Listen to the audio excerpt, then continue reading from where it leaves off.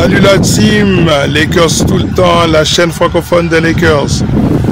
Je vous retrouve sur le pont de la rivière Kwai, pour ceux qui connaissent un peu l'histoire et le film. Et si je suis là, c'est pour vous parler de Rob Pelinka. Et franchement, ce n'est pas en bien. Dans l'émission d'aujourd'hui, je vous parlerai des 10 œuvres de Rob Pelinka qui n'ont pas fonctionné et comment, en moins de 5 ans, il a transformé une équipe championne NBA en une équipe quelconque qui fait à peine les playoffs et qui est souvent éliminée après être passée par le play-in. Lakers tout le temps, c'est tout de suite. Step 1, wake up early, gonna rise with the sun. Step 2, get some good, some food in you. Step 3, think real hard about what you wanna be. Step 4, everybody just do your thing. Wake up, today's gonna be a good day. Wake up, today's gonna be a good day. Wake up, today's gonna be a good day. Wake up, today's gonna be a good day. Depuis mes vacances en Asie, impossible d'ignorer le carnage orchestré par Rob Pelinka.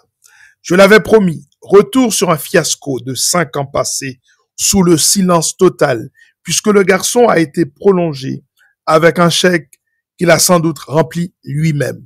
Rob Pelinka est le seul maître à bord alors qu'il a échoué depuis qu'il est là. Ici, nous ne sommes pas là pour cacher les crimes, aider à cacher les cadavres dans les placards. Alors, posez vos bagages, on décortique ensemble les 10 pires décisions du GM le plus controversé de la NBA.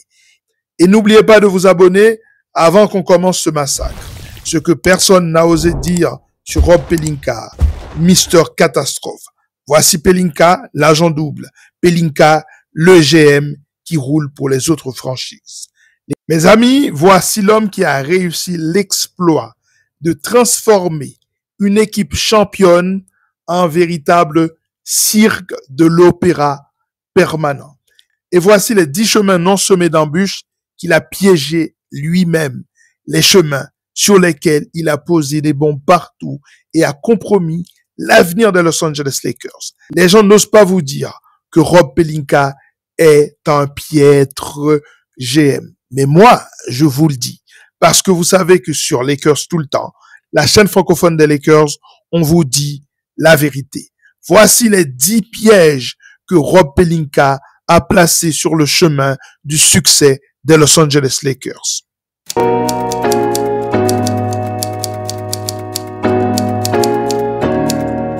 En 2025, dans la foulée du trade de Luka Doncic, Rob Pelinka décide de s'auto-prolonger.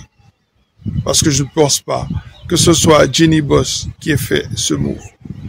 Avant que le monde se rende compte de ce qui s'est vraiment passé dans ce trade pour Luka Doncic, que Rob Pelinka n'avait rien fait de spécial, eh bien, il s'est prolongé. Je vous en parle tout de suite. Pour récompenser l'échec. Continuité et stabilité, avec un bilan maigre en termes de résultats. Les Lakers prolongent Pelinka alors qu'il devrait être sur la sellette. Message envoyé aux fans. On accepte la médiocrité. Timing parfait juste avant l'intersaison la plus importante avec l'avenir de LeBron James qui est incertain. Le symbole, eh bien, quand tu récompenses l'échec, tu envoies le signal que les résultats importent peu. Une franchise légendaire qui baisse les bras. Pendant ce temps, Rob Pelinka va empocher une petite fortune pour un travail pour le moins médiocre dans le silence le plus absolu. Bravo l'artiste.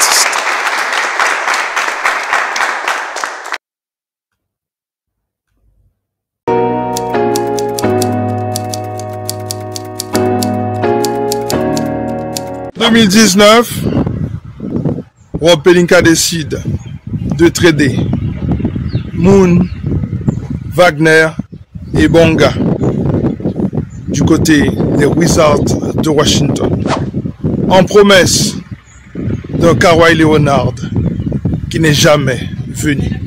En effet, en 2019, après le trade pour Anthony Davis, les Lakers échangent Moritz Wagner, Isaac Bonga et Joe Mario Moon aux Wizards contre du salary cap afin de pouvoir signer Kawhi Leonard.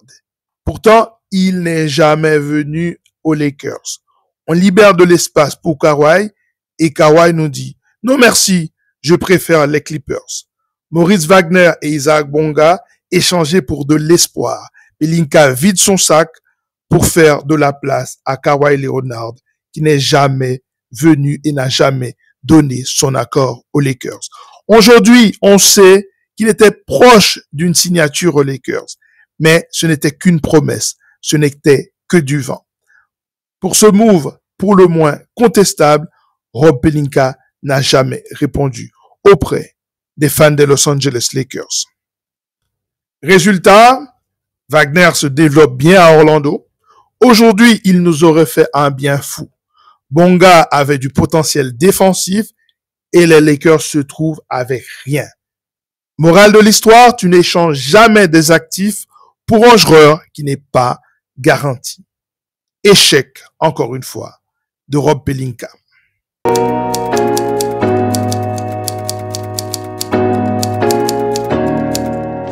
En 2023, l'équipe d'évaluation des talents des Los Angeles Lakers a décidé que Jalen Hood-Schifino était le joueur qu'il fallait aller chercher.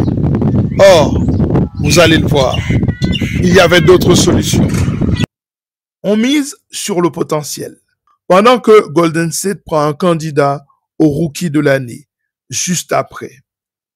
Au 17e pick de la draft 2023, les Lakers vont sélectionner Jalen Hood-Schifino. Problème, Brandon Podziemski était disponible au 19e choix. Podziemski, shooter élite, QI basket élevé, impact immédiat avec les Warriors. Ok, t'as pas pris Podziemski et Jaime Raquez, qui était là à côté dans les locaux de UCLA, partenaire des Los Angeles Lakers. Donc, Pelinka ne pouvait pas dire qu'il ne connaissait pas le potentiel de ce joueur. Et que dire de Cam Whitmore, qui lui était annoncé au top 10, mais les Lakers ont préféré faire un autre choix, celui de Jalen Hood-Schifino. Un garçon qui a à peine joué sa première saison. Les Lakers avaient besoin de shooting et de jeunesse. Ils ont pris le mauvais prospect. Golden State dit merci les gars pour le beau cadeau.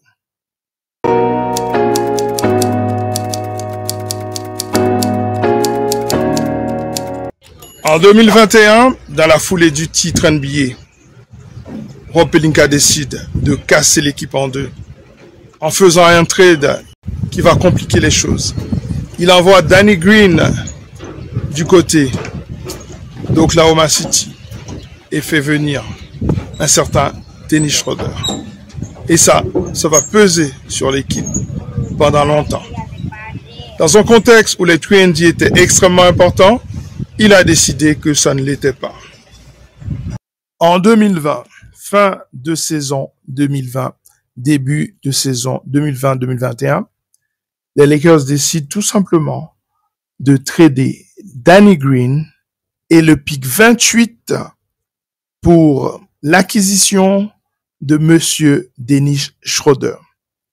Le pick 28 qui va tout simplement être celui de Jaden McDaniels. En fait, les Lakers vont sélectionner Jaden McDaniels pour l'envoyer du côté de Minnesota. Et ce même Jaden McDaniels vient de détruire défensivement et offensivement les Los Angeles Lakers lors des playoffs 2025. Bravo Rob Pelinka. Bravo. Vous vous êtes défait d'une équipe championne avec un Danny Green qui est quand même le mec qui a gagné 3 titres NBA avec 3 franchises différentes, capable de rentrer ses shoots, capable de défendre sur tout le terrain, capable d'être un mec exemplaire dans le vestiaire, et vous décidez de vous débarrasser de lui. Attention, je n'ai rien contre Dennis Schroeder, vous savez que je l'aime beaucoup, mais ça ne valait pas de détruire l'ossature de cette équipe championne en 2020 pour faire venir un ball handler qui est un ball dominant player.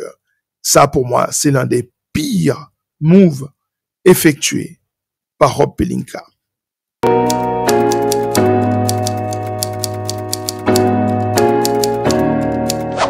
En 2018, les Lakers décident de drafter Mo Wagner. au lieu d'aller chercher Jalen Brunson. Je vous parle de la suite. Numéro 6 de la bêtise à la sauce Pelinka. Moritz Wagner va être un stretch four parfait. Spoiler, non. Avec le 25e pick de la draft 2018, les Lakers sélectionnent Moritz Wagner au lieu de Jalen Brunson qui était disponible. Brunson sortait de Villanova et avait prouvé au niveau collège qu'il était un excellent joueur, un fit parfait pour LeBron James. Villanova qui venait de remporter le titre NCAA. Aujourd'hui, Brunson est All-Star, mène les Knicks en playoff et même en finale de conférence. Il est l'un des meilleurs meneurs de la ligue. Il est All-Star, il est All-NBA, il est candidat MVP. Il est également le joueur le plus clutch de la NBA. Rien que ça. Le scouting des Los Angeles Lakers en 2018 était à côté de la plaque. Un meneur clutch sous le nez et ils prennent un big man de rotation. Encore une fois, je n'ai rien contre Mo Wagner, mais il n'est pas Jalen Brunson. Et ça non plus, on n'a jamais demandé des comptes à Rob Pelinka.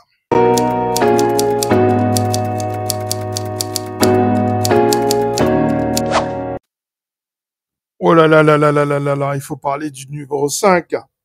Le numéro 5, c'est un cadeau offert dans un coffret aux ennemis des Clippers. Un cadeau simple, un cadeau généreux. Car en 2019, les Lakers décident d'envoyer Zubac et Michael Beasley du côté des Clippers en échange de Mike Muscala.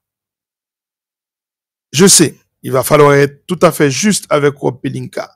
Il n'est pas le seul responsable de ce move, puisque c'est Magic Johnson qui était à la barre.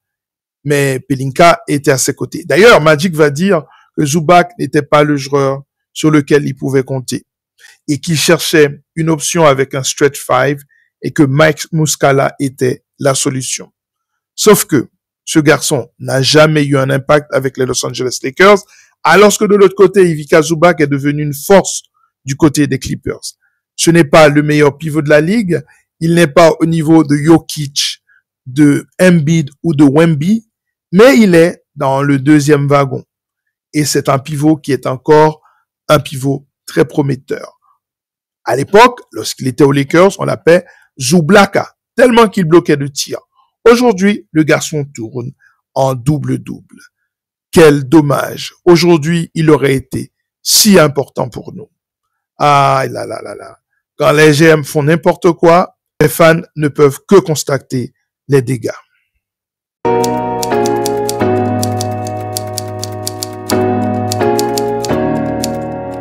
La saison dernière, les Lakers décident de prolonger LeBron James, signé l'année passée pour 104 millions de dollars sur 2 ans. Ce qui pour moi est l'hypothèque du siècle, puisque on ne signe pas une superstar qui rentre dans ses 40 ans à ce prix. Il faut être clair ici. Nous ne sommes pas en train de jeter notre colère sur LeBron James. Il reçoit une offre, il l'accepte. Cependant, il faut constater une chose. LeBron James n'est pas capable de tenir une saison à 82 matchs. Quelle est la formule pour un LeBron James idéal? Ce serait un LeBron James reposé, un LeBron James qui pourrait soigner ses bobos et qui pourrait arriver au moment des playoffs frais et prêt à dominer parce qu'il est encore capable de dominer. Mais pour que tout cela soit possible, il faut un effectif susceptible de tenir pendant la saison.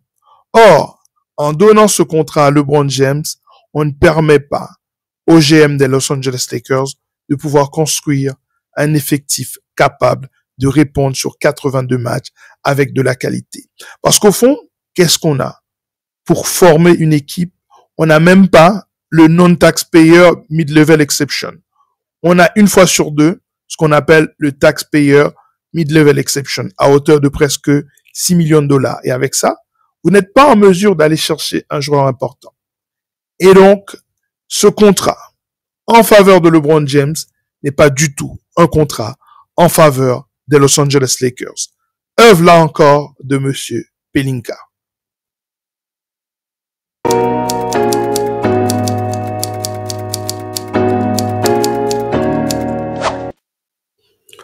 Le numéro 3 m'intéresse beaucoup puisque c'est la signature de Darvin Ham qui va devenir à son tour le coach jetable. Bon, vous savez que je ne suis pas un hypocrite et que j'ai pas mal critiqué le coaching de Darvin Ham. Mais c'est quand même quelqu'un qui vous a amené en finale de conférence et qui a gagné le In-Season Tournament. On aurait pu lui montrer un peu plus de respect. Mais c'est surtout le licenciement de Frank Vogel qui a été un choc total puisque Vogel est un coach champion NBA avec les Los Angeles Lakers qui, lors du match 6 face à Miami, a mis une tactique au point avec l'insertion d'Alex Caruso dans le 5 de base qui a permis aux Lakers de dominer Eric Spoelstra et le Heat de Miami. Et pourtant, au bout d'un an et demi, Frank Vogel était viré. Et dans la foulée, Darvin Ham, qui a amené cette équipe des Lakers en finale de conférence et qui a gagné le In-Season Tournament, viré. Aujourd'hui, c'est Monsieur J.J. Redick qui est à la barre. Mais on sait que pour lui, c'est un pari risqué. Pelinka ne sait tout simplement pas ce qu'il veut d'un coach. Et ça, c'est un problème.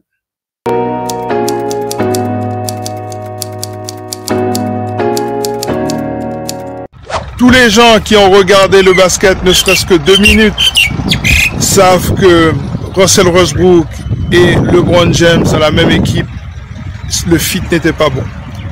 Surtout que Frank Vogel, sa stratégie dans la bulle d'Orlando, c'était d'ignorer la présence de Westbrook sur le terrain. Or, notre GM a trouvé que c'était une bonne idée de le faire venir aux Lakers. Et je peux vous dire qu'on ne s'est pas remis de ce fiasco managérial. Été 2022, le désastre Westbrook. Comment tuer une équipe avec le fit le plus impossible? En se débarrassant, bien sûr, de plusieurs joueurs importants de cette équipe. D'abord, Kyle Kuzma, ensuite KCP, Montrezl et un premier tour de draft.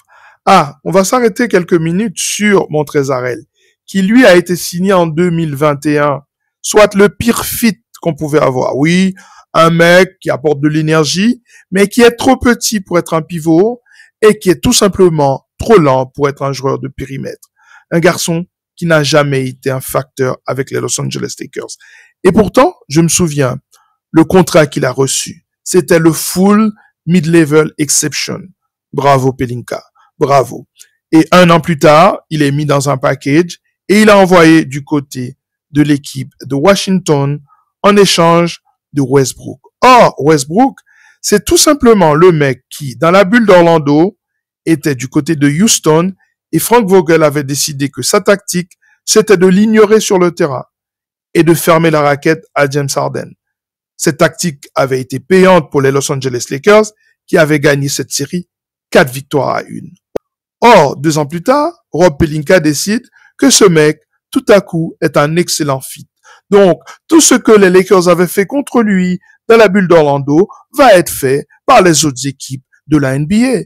Il faut pas pousser. Résultat, 33 victoires pour les Los Angeles Lakers contre seulement 49 défaites. Pas de playoff et LeBron va faire la gueule pendant toute la saison, alors que c'est lui qui était à la base derrière cette acquisition. Rob Pelinka a fait n'importe quoi sur ce coup-là et, il faut le dire aujourd'hui, LeBron était derrière ce move. Ce move a plombé les Los Angeles Lakers pendant 1 an et demi. Et ça, il faut pas l'oublier.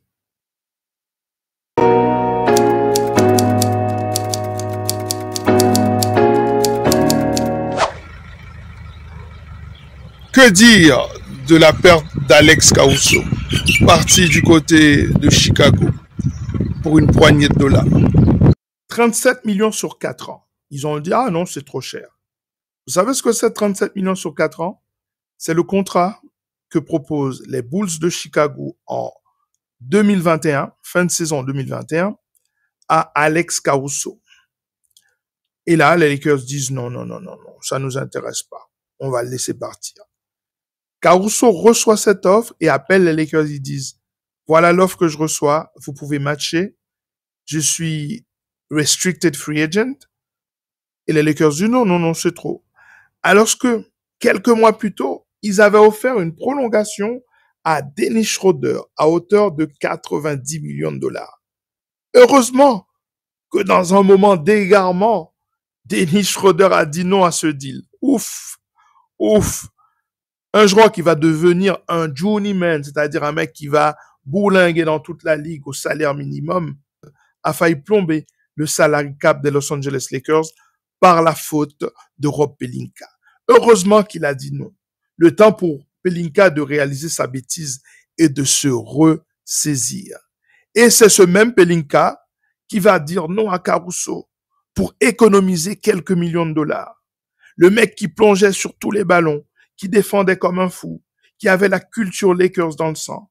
Ce mec qui avait été injecté dans le 5 de base lors du match 6 face au Heat de Miami et qui a permis aux Lakers de marcher sur le Heat, eh bien ce mec-là est parti pour une poignée de pain du côté de Chicago.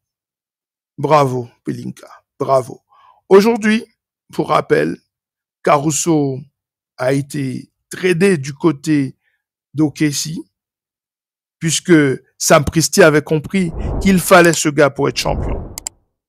Et résultat, c'est son deuxième titre, alors que les Lakers n'ont toujours pas été en finale de NBA. Bravo Pelinka, bravo. Vous êtes trop fort.